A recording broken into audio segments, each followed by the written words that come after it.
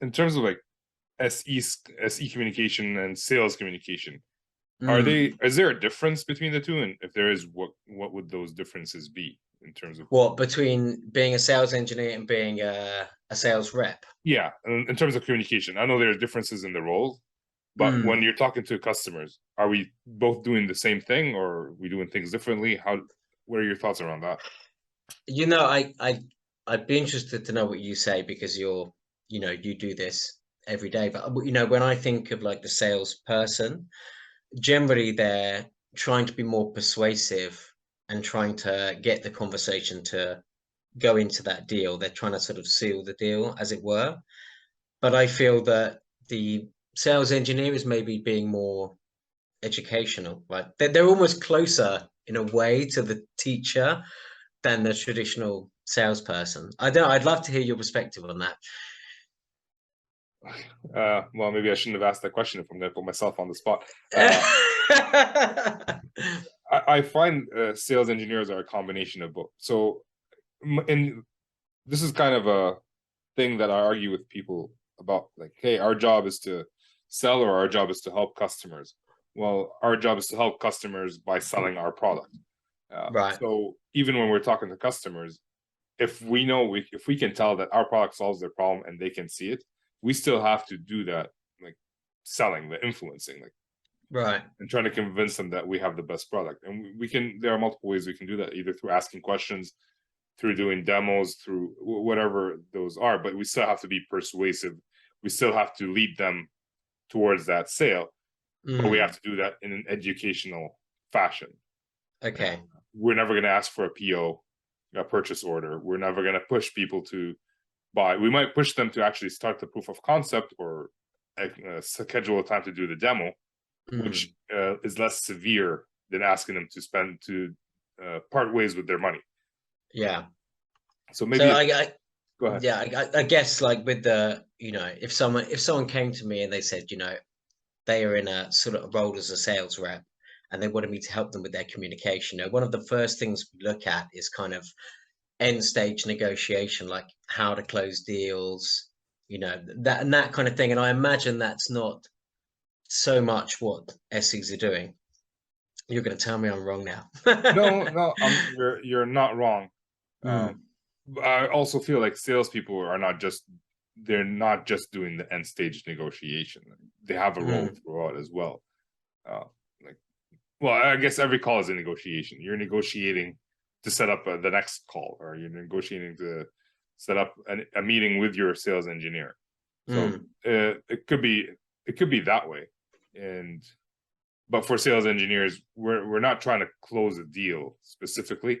We are trying to get um, a commitment from them that they understand how we solve their problem. Right. Yeah. Again, less severe. We're not asking anybody to part with their money. We're not asking them to make a decision.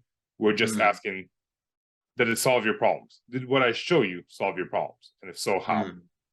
Which then that's information that can be used by the account manager in the negotiation. Mm. So I guess our job is more to gather information to help the salesperson close the deal. Right. Yeah. Yeah, actually, so you mentioned the first thing you work with salespeople is figuring out how, like, end stage negotiation. What do you Mm. work with? What's the first thing you work with sales engineers? Yeah. So I mean, it kind of depends on the main problem that the sales engineer is having, right? So if I get somebody who comes to me and they're telling me, that their English is the problem, I'd normally say to them, so what kind of situation are you having these issues, right? So whether it's, when they have a meeting with the marketing department, or whether it's actually when they're in the demos and giving presentations. So it kind of varies from person to person. Right. But if you think about, like, the kind of skills that you need in business communication, there's all these different things you need to do, like giving opinions, giving advice, giving feedback. And it may be that when I speak to someone, they just say that they struggle, or they feel that they're too kind of blunt when they're given the information. They're not diplomatic enough. So, so yeah, it as I say, it does vary from person to person. But, like, for me, the more I understand about what someone does, the more I can help them. So whenever I work with someone, we spend the first the first like hour, just me really drilling down, you know, what is it that's stopping you here? What is the biggest problem for you? I want You to push look like back. this. Is this What's resonating? No, what's or are you wrong going to with push being back? blunt? Okay, I think it depends, you know, like business communication is generally in the sort of Western style quite it's not too direct, especially with Brits, right? We're very kind of careful about how Yeah. we speak. But there is, I get what you mean, right? There is you can overdo that. Well, yeah. So like I'm blunt, but I I kind of when I am blunt, there's a Mm, joke within that blunt to ease the bluntness.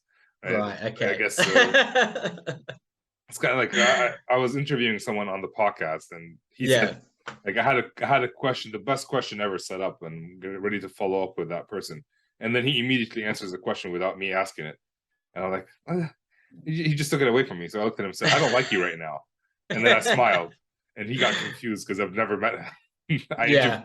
The first time I'm interviewing on the podcast, and he's like, "Oh, you're joking," Yeah. Yeah, I which think like if you can use humor well, I mean yeah, that's like a really good way to kind of ease communication. yeah. But not all people are as good at that, you know, as you clearly Well, yeah, are. there. I guess different people have different skills. Like, I don't. Mm, Sometimes I don't know how to shut it off, which is a bad thing. So yeah. I guess that brings me to my next question: what are some of the common issues that you do have to work with sales engineers? Like, you know, I guess I'll stop there. What are some of the common issues that you do help sales engineers? Right. Okay, so if we're thinking about like related to language, so okay, so if we're talking about kind of the expressions that you use, it's people kind of using expressions that are, you know, they're not accurate or they're not clear, or also because, you know, accurate use of language helps build trust. For example, if you're like dealing with a client by email and you're making lots of errors in the emails, then that a lot of people, especially if they're native speakers, would say, you know, they look at that and that automatically makes them think this person, you know, doesn't necessarily know what they're talking about, or maybe they're not the most senior person I need to speak to. So that's one particular area. I think also when it comes to like presenting, you know, or giving demonstrations, people they tend to just sort of waffle too much. You know what I mean by waffle? Yeah, Like they just talk too much, and it's a very sort of one-way thing, right? It's like being barraged with information. yeah. So I think it's kind of looking at how you can, you know, if we're moving on to like presentation skills, looking at how you can sort of give a roadmap to someone about what you're going to talk about and make it easier for them to understand. Yeah, I think they're probably two of the main problems that people have. So it's language use, and then it's the actual skills of how to deliver a good presentation. So how hard is it for the first one, like sending an email full of typos? How hard is it to fix? And I use Grammarly, and it does most of the work for me. What, Yeah, I think with emails, it's like obviously spelling mistakes is the is the kind of simple example, but right. also like understanding kind of the format of an email, like how to Okay. send a formal email for someone that you've met the first time, right? Your first communication with them.